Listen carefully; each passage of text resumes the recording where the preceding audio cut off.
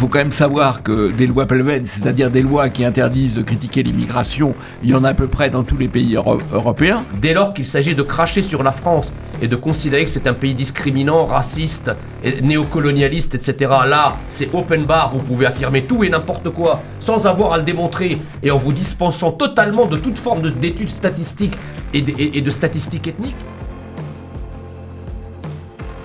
Bonjour à tous, je suis sur le point d'embarquer dans ce train de fret sur la route migratoire des Balkans. On est ici à Gevgelia en Macédoine du Nord et c'est ici que de nombreux migrants justement choisissent de monter pour ensuite progresser sur leur trajet vers Schengen et vers la France. Alors cette grande enquête sur les routes migratoires, on l'a faite pour Frontières parce qu'on a un média de terrain. C'est fondamental pour vous de nous soutenir. Participez à notre campagne de dons défiscalisés, téléchargez l'application mobile Frontières, surtout abonnez-vous, nous on va continuer à faire du terrain. C'est parti.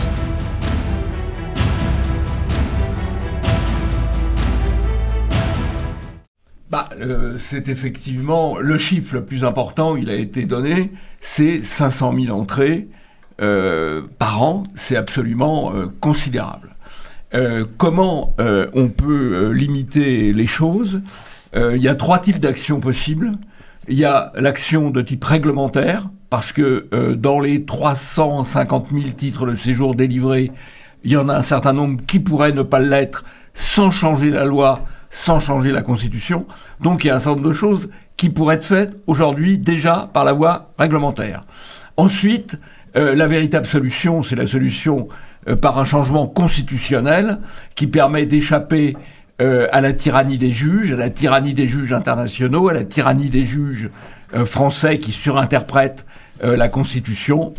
Et donc il y a deux grands types d'actions possibles, à la base par le règlement et au sommet par le changement de la Constitution, ce qui implique évidemment une nouvelle élection présidentielle et l'élection d'un président qui s'engage sur un changement de Constitution. Ça n'est pas acquis. Entre les deux, on peut faire beaucoup de cinéma avec un projet de loi. Apparemment, ça a l'air d'être dans les tuyaux, puisque c'est revendiqué par, entre guillemets, la droite dite républicaine, et peut-être aussi par le Rassemblement national. En vérité, la loi, aujourd'hui, on ne peut rien faire, parce que c'est sous le contrôle du Conseil constitutionnel. Donc la loi, finalement, c'est Fabius qui décide, et donc il n'y a rien de possible. Donc voilà, on peut agir dès maintenant. On pourrait diminuer dès maintenant par l'action réglementaire, en limitant le nombre d'entrées d'étudiants, par exemple, en serrant un petit peu plus ce qui concerne le regroupement familial, en arrêtant de régulariser au titre du travail. Donc on peut déjà agir dans le cadre actuel, mais si on veut vraiment agir en profondeur, c'est la Constitution. Entre les deux, la loi, c'est du bavardage. Stanislas Rigaud, est-ce qu'il reste de l'espoir encore, vu l'invasion migratoire qu'on subit depuis quasiment 40 ans, est-ce que l'espoir est encore possible ? Bien sûr, mais de toute façon, il faut être habité par l'espérance, même sur ce sujet-là. Évidemment que c'est un drame absolu, et je crois que de nombreux Français, aujourd'hui, une majorité de Français en est conscient d'aujourd'hui. Mais si on ne fait rien, de toute façon, on laisse le pays couler. Donc même si on peut être pessimiste sur la suite, on doit se battre, on doit être pessimiste actif, on doit continuer le combat quoi qu'il arrive. C'est une question de survie identitaire, donc il faut évidemment mener ce combat. Et je crois que ce que vient de dire Jean-Yves Le Gallou et Jean Messia est plutôt réalisable. Ça ne me paraît pas non plus insurmontable. On a les moyens de le faire. Maintenant, il faut se battre davantage. Je crois que de nombreuses personnes se réveillent et il faut les encourager à prendre part au combat pour essayer réellement de changer les choses. Mais on voit que ça se réveille quand même, notamment sur cette question identitaire et migratoire, et c'est plutôt de bon augure, même si évidemment, on le voit, le remplacement dans d'innombrables quartiers est acté, mais des gens peuvent repartir, ça existe. On peut refaire partir... ça a déjà existé. Non, mais il y a déjà en des matière, pays, mais on peut, là, on en parlait pendant la campagne présidentielle, mais la rémigration est possible. Il y a des gens qui doivent retourner chez eux. Si on coupe les aides sociales, si demain on arrête de se faire marcher dessus par les pays du Maghreb, on peut. C'est possible. Il faut juste en avoir la volonté, mais aujourd'hui, ce n'est évidemment pas le cas. René Boustany.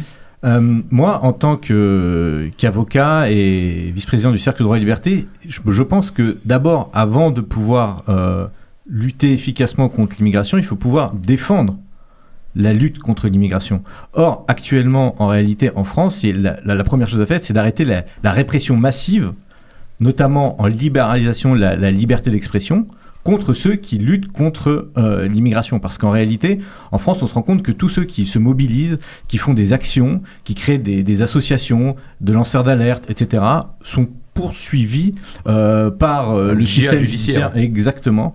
Alors, je n'utiliserai pas ce terme,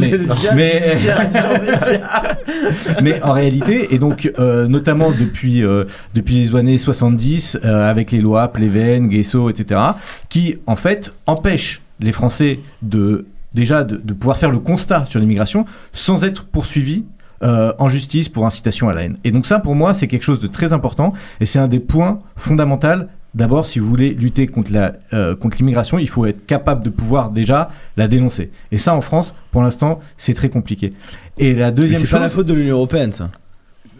Non, ça c'est... Non, Parce que, s'il vous plaît, Jean-Yves Le Gallo, on sort d'un débat de...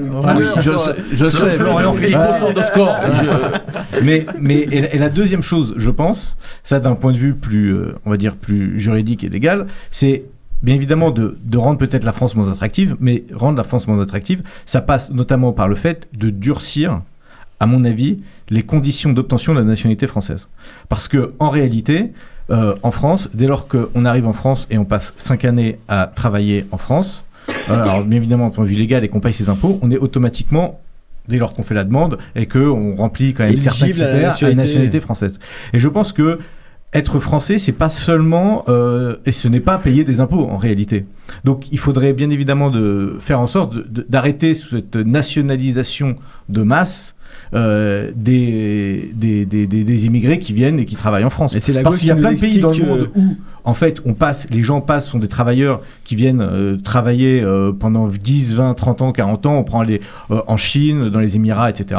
toute leur vie et ils ne sont jamais nationalisés. Donc naturalisés, pardon, nationalisés. Il y a des pays qui refusent de la naturalisation d'ailleurs. Exactement. Donc en fait, c'est peut-être, je pense, déjà deux axes à développer pour lutter contre l'immigration. En fait, Jean-Yves voulait intervenir rapidement sur ça. Oui, moi je suis totalement d'accord avec ce qui vient d'être dit. Si vous faites une association pro-migrants, vous allez être subventionné. Si vous condamnez l'immigration, vous allez être poursuivi par les tribunaux, le préfet va interdire vos réunions et la banque va vous couper les comptes. Alors évidemment, c'est pas tout à fait équitable.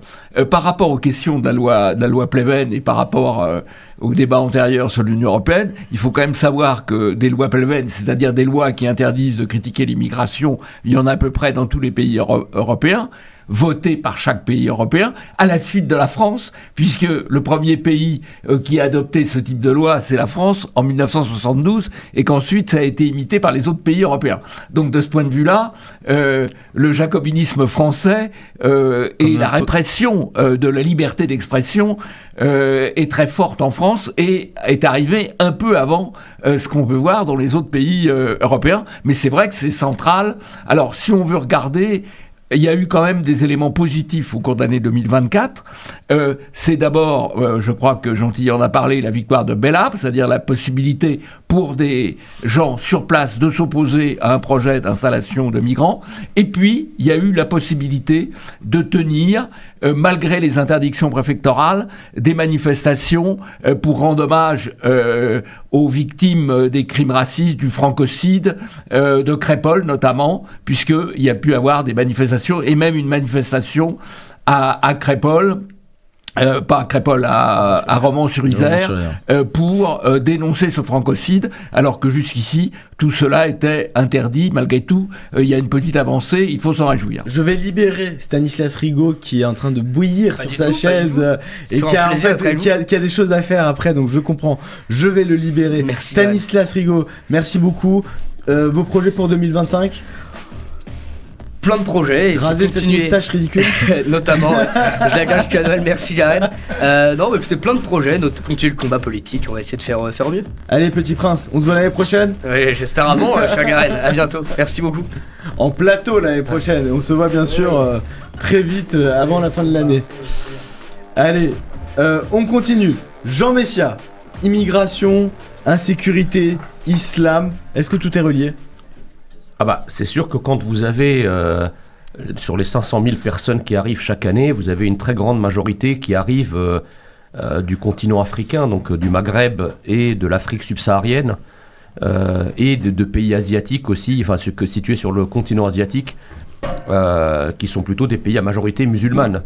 Donc on va dire que la majorité des immigrations qui arrivent en France est musulmane. Donc évidemment qu'on ne peut pas séparer la question de l'invasion migratoire et la question de l'islamisation de la France, qui se fait d'ailleurs pas seulement par l'immigration, elle se fait aussi par la démographie, par les deux.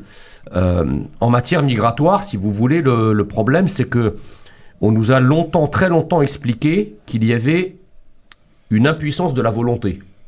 C'est-à-dire qu'on veut, mais on ne peut pas. On nous présente d'ailleurs encore aujourd'hui l'immigration comme si c'était un phénomène météorologique. On vous parle de réfugiés climatiques, on vous parle de frontières qui ne peuvent rien arrêter parce qu'elles n'existent pas. C'est presque, quand on parle d'immigration, j'ai l'impression de revenir à une conception pré-newtonienne de la politique, celle où la nature nous dominait, et comme si la politique et la souveraineté et les outils de souveraineté n'avaient aucune prise sur ce qui pourrait être comparé à un cyclone ou à une tornade ou quelque chose contre laquelle on ne peut rien faire. Et puis, on est passé ensuite, je pense, à la volonté d'impuissance. Donc on est passé de l'impuissance de la volonté à la volonté d'impuissance. C'est-à-dire, on ne veut plus rien faire. On est impuissant à faire et on veut être impuissant parce qu'on considère que c'est un bienfait, on considère que ça régénère les vieilles nations européennes, on considère que y a des emplois vacants qui ne peuvent être occupés que par les étrangers. Enfin, toutes les raisons sont désormais données pour nous expliquer qu'il vaut mieux ne rien faire et qu'au contraire, c'est un bénéfice. Moi, je crois que toutes ces explications sont mensongères. D'ailleurs, on ne peut pas dire que si l'immigration était une richesse et une chance pour la France, et d'un autre côté, les mêmes nous disent que la France décline. Je ne comprends pas comment on peut accueillir des millions de richesses tous les ans et en même temps assister au déclin de la France. Enfin, on m'explique un peu ce paradoxe. René, je vous vois rigoler. Ça, c'est la première chose. La deuxième chose, c'est que sur l'argument économique, je vais faire vite, on nous dit il y a 500 000 emplois vacants, les emplois que les Français ne veulent pas faire. Sauf que le taux de chômage des étrangers extra-européens en France est 2,5 fois supérieur à la moyenne nationale. D'où il vient qu'il y a des étrangers qui ne veulent pas non plus, eux, faire les emplois que les Français ne veulent pas faire. Donc, alors moi, je veux bien que les étrangers qui sont à l'étranger veulent occuper des emplois que les étrangers qui sont chez nous ne veulent pas occuper, mais dans ce cas-là, il faut faire comme Sarkozy avec son non-remplacement d'un fonctionnaire sur deux. Si vous faites venir un étranger... Non-remplacement d'un immigré sur deux. Non, d'une immigration de 3 immigrés pour un. C'est-à-dire que si dès qu'on en reçoit un, on en revire 2. On en vire 3. 3, voilà. Ok. Et comme ça, si vous voulez... C'est validé. Voilà, mais en fait, alors, blague à part, ça ne résoudrait même pas le problème, parce que pourquoi, finalement, les entreprises embauchent des clandestins ? S'ils embauchent des clandestins, c'est pas nécessairement parce qu'ils trouvent pas de demandeurs d'emploi prêts à satisfaire. Ils ne trouvent pas de salariés à ces salaires-là. On l'oublie Payé souvent. au noir 400 € par mois au lieu de 1200. C'est-à-dire que si vous proposez à un type de travailler comme un chien du matin au soir à 1200 €, il préfère rester chez lui, surtout quand on a un système d'État-providence aussi généreux, il préfère rester chez lui plutôt que de se lever le matin et d'aller travailler en gagnant peut-être 50 € de plus, voire parfois en gagnant moins qu'en restant chez lui. Mais donc, attendez, mais je termine là-dessus. Donc qu'est-ce qu'il faut... En fait, le problème c'est quoi ? C'est que vous faites venir des clandestins. Et donc vous dites, les clandestins travaillent depuis 3 ou 4 ans, donc il faut les régulariser. Mais si vous les régularisez... Ils sont plus intéressants. Ils basculent dans la légalité. C'est-à-dire dans la légalité salariale et dans le respect du code du travail. Donc ils deviennent aussi peu intéressants que ceux qui étaient déjà là et qu'on a refusé, enfin en tout cas qui refusent de s'embaucher. Donc en fait, ce qu'on nous propose, c'est-à-dire de régulariser à chaque fois un clandestin sous prétexte qu'il travaille, c'est en réalité un tonneau des Danaïdes de la régularisation de la terre entière. Et la gauche avait dit on régularisera tout le monde tout le temps. Voilà, mais c'est ce que je suis en train de dire. Et Jean-Yves Le Gallou, là, ce sujet des immigrés travailleurs, c'est intéressant, mais en réalité, il y a entre 10 et 15% des immigrés qui viennent en France qui viennent pour le travail. C'est quoi tout le reste ? Tout le reste, c'est du regroupement familial dans ses différentes formes. Le regroupement familial étant souvent d'ailleurs du regroupement nuptial. C'est-à-dire ce qu'on appelle le regroupement familial, pour moitié, c'est un immigré présent qui fait venir son conjoint, ou très souvent un Français d'origine étrangère qui se marie au pays ou fait venir quelqu'un du pays. Donc il y a ce premier phénomène. Ce regroupement familial nuptial ayant évidemment des conséquences démographiques importantes, puisque ce sont des gens jeunes en âge d'avoir des enfants, et donc c'est l'autre élément du grand remplacement. Il y a le grand remplacement par l'importation d'étrangers toujours plus nombreux, et il y a le grand remplacement par les naissances en France de gens arrivés récemment ou de parents arrivés récemment. René Boustany, est-ce qu'il y a une surreprésentation de la criminalité chez les immigrés ? Alors, là-dessus, en France déjà, il y a un vrai problème, c'est que les statistiques ethniques ne sont pas possibles. Donc, qu'est-ce que vous entendez par immigré ? C'est un sujet que je connais très bien. Les étrangers, c'est-à-dire ceux qui n'ont pas la nationalité française. Même ceux qui ont la nationalité française. Et en fait, en France, mine de rien, on sait faire des statistiques par nationalité. Non pas ethnique, mais par nationalité. Et donc, on sait par exemple que dans les prisons françaises, 23% de la population est étrangère, alors qu'elle représente 8% de la population nationale. Et si vous ajoutez les Français d'origine étrangère, on arrive à 75%. Alors, le problème après, c'est pour les binationaux, les naturalisés. Jean-Yves Le Gall. Juste un mot sur les statistiques. Il y a un site et un compte Twitter qui est absolument parfait. C'est le compte de Vanguard. On a tous les chiffres. Et par rapport à la question, comment on fait, puisqu'on n'a pas de statistiques ethniques pour les étrangers, en dehors du fait qu'on a la présence de l'islam, qui est quand même une mesure à la fois des étrangers et des gens d'origine étrangère islamique. En prison, on a quand même une idée assez précise de ce qui se passe. On a les comparaisons avec les pays voisins. Et dans les pays voisins où il y a des statistiques ethniques, on arrive à peu près partout au fait que 70 ou 80% des délinquants emprisonnés sont étrangers ou d'origine étrangère. Ce qui est fou, si vous voulez... Généralement extra-européen. Non, mais ce qui est absolument... Moi, ce qui me sidère, c'est que lorsque il s'agit de pointer la surreprésentation évidente de certaines immigrations dans les statistiques de la criminalité et de la délinquance, les gens de gauche et les progressistes vous sautent à la gorge en disant mais on n'a pas de statistiques ethniques. Je ne dis pas que c'est votre cas, mais quelque part c'est un peu votre argument. C'était le début de mon raisonnement. Oui, mais vous n'avez pas commencé à réfléchir rapidement. En fait, d'accord, très bien, il n'y a pas de statistiques ethniques, mais dans ce cas-là, s'il n'y a pas de statistiques ethniques, c'est le cas, comment peut-on affirmer que la France discrimine les Noirs et les Arabes ? De quelles statistiques ethniques est-ce qu'on dispose pour pouvoir avoir une telle affirmation ?